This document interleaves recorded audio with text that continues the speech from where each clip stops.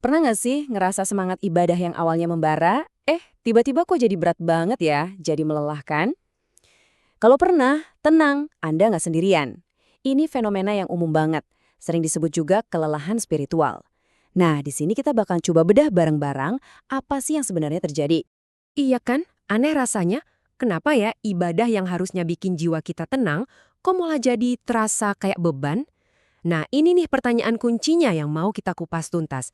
Kita bakal lihat dari akarnya, sampai tentu saja gimana solusinya.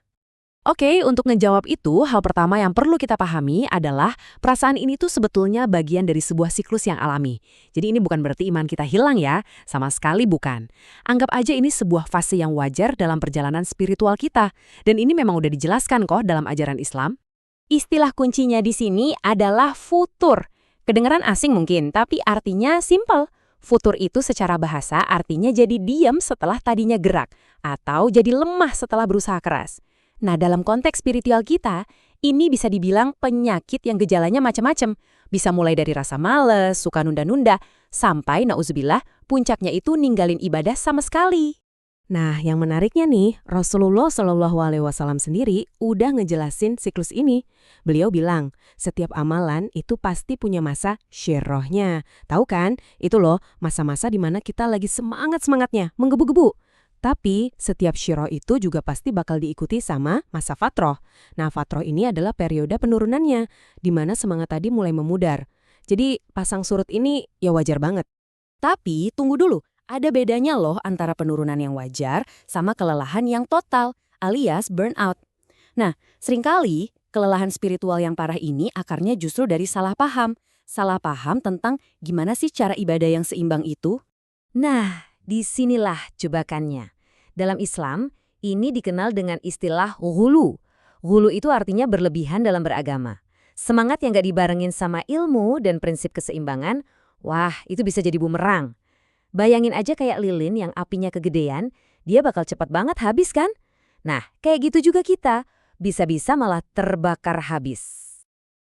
Ada satu kisah nyata yang luar biasa banget yang ngegambarin soal ini dengan, wah sempurna deh. Ini kisahnya Salman Al-Farisi dan saudaranya seiman, Abu Darda. Jadi ceritanya Salman lagi ngunjungin Abu Darda, tapi pas sampai di sana beliau ngelihat sesuatu yang bikin khawatir. Istri saudaranya ini kok kelihatannya nggak terurus gitu. Usut punya usut ternyata Abu Darda itu saking tenggelamnya dalam ibadah, siangnya puasa terus, malamnya sholat semalaman suntuk, sampai-sampai beliau ngabain hak keluarganya, bahkan hak tubuhnya sendiri. Nah, ngelihat ini, Salman langsung menasehati beliau dengan kata-kata yang dalam banget yang kita lihat sekarang ini. Ini jadi pengingat buat kita semua tentang betapa pentingnya keseimbangan. Dan ini poin paling pentingnya.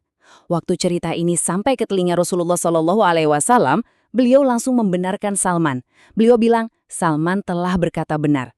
Ini tuh kayak stempel validasi gitu loh, penegasan bahwa ibadah kita nggak boleh sampai mengorbankan tanggung jawab kita yang lain. Intinya, keseimbangan itu kuncinya.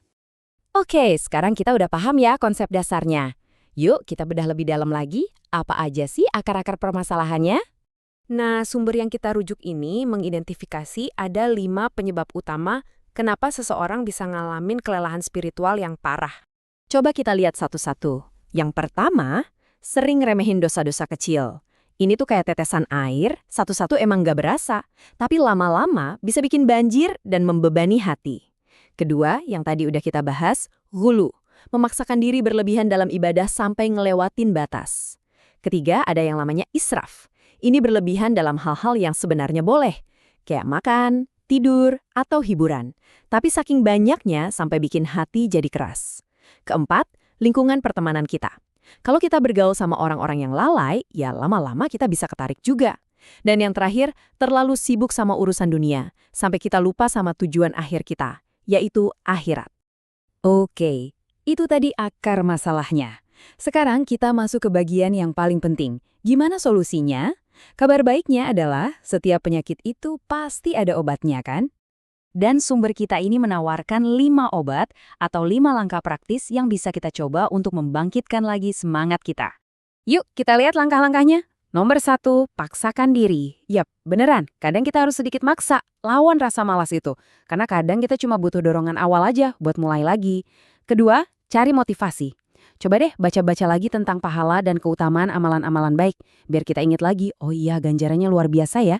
Ketiga, dan ini yang paling dasar, minta tolong sama Allah. Angkat tangan, berdoa yang tulus, akui kalau kita ini lemah, dan minta pertolongan langsung darinya. Keempat, lembutkan hati kita.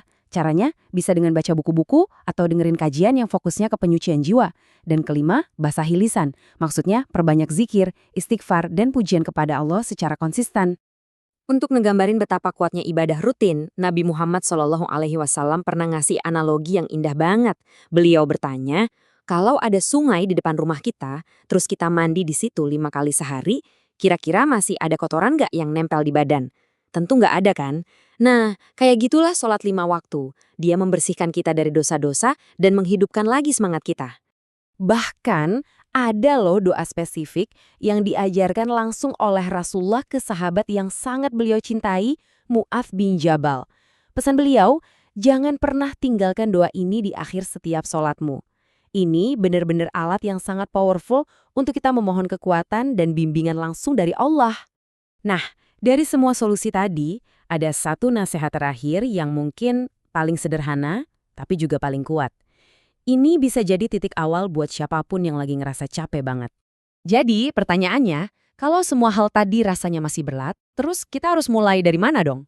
Apa sih satu hal simpel yang bisa kita pegang erat-erat? Dan inilah jawabannya.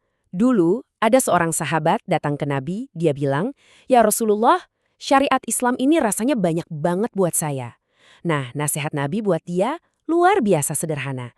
Jaga lisanmu agar selalu basah dengan zikir kepada Allah. Cuma itu, amalan yang kelihatan ringan ini ternyata bisa jadi jangkar kita, yang ngejaga kita tetap terhubung sama Allah, dan justru bisa memudahkan amalan-amalan lainnya. Jadi, sebagai penutup, coba deh kita sama-sama renungkan dan tanyakan ke diri sendiri. Jalan ibadah yang lagi kita tempuh sekarang ini, apakah membawa kita ke arah keseimbangan, kedamaian, dan pertumbuhan, atau justru malah ngebawa kita ke arah kelelahan dan rasa terpaksa? Memahami perbedaan antara keduanya, itu adalah langkah pertama menuju perjalanan spiritual yang jauh lebih menenangkan dan berkelanjutan.